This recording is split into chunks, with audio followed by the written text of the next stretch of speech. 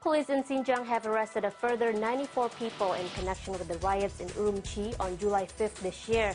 They were among 382 people seized by Xinjiang police in the so-called Strike Hard campaign that started in early November and authorities said would continue until the end of the year.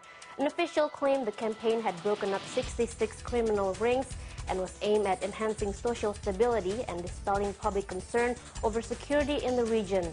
State media reported 14 people have been sentenced to death so far for murder and other crimes committed during the riot.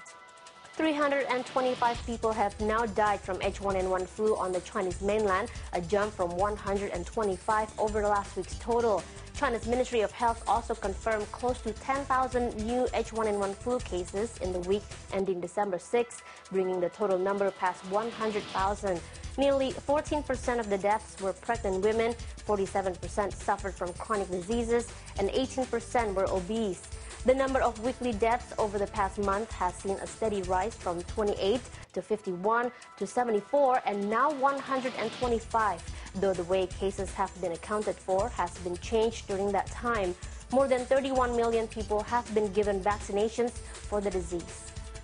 China's foreign ministry says it is investigating an apparent asylum request lodged with the United Nations High Commissioner for Refugees by a group of Uyghurs in Cambodia.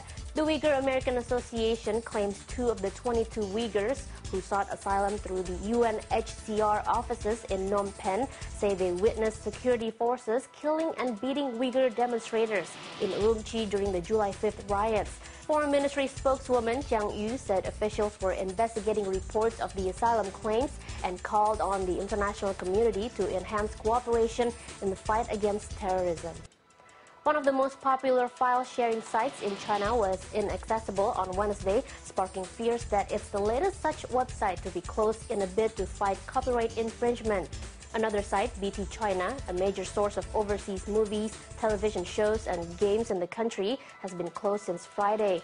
A report in the Southern Metropolis Daily said other file-sharing sites would be closed in the coming days. These sites are extremely popular in China, particularly among younger internet users who, according to reports, have rushed to download programs in recent days before their favorite sites are closed.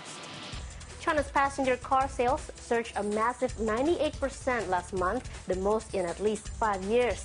Sales of cars, sport utility vehicles, and minivans rose to 1.04 million last month, according to the China Association of Automobile Manufacturers.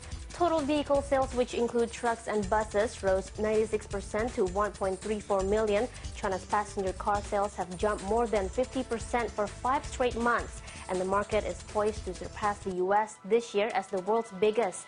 Stimulus measures aimed at auto sales included cutting a 10% sales tax to 5% and $1.5 billion worth of subsidies to help consumers buy and upgrade vehicles.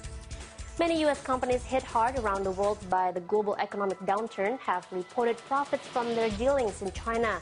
A survey released by the American Chamber of Commerce in Shanghai shows most corporate members saw a growth in revenue and profit in China. More than 40% of respondents said the profit margins of their China operations in 2009 were better than their global averages, and most respondents were positive about doing business in China. More than 90% said they were optimistic or slightly optimistic about the 5-year outlook compared to 81% a year ago. And that's the B1 headlines for now, but we'll be back with more news after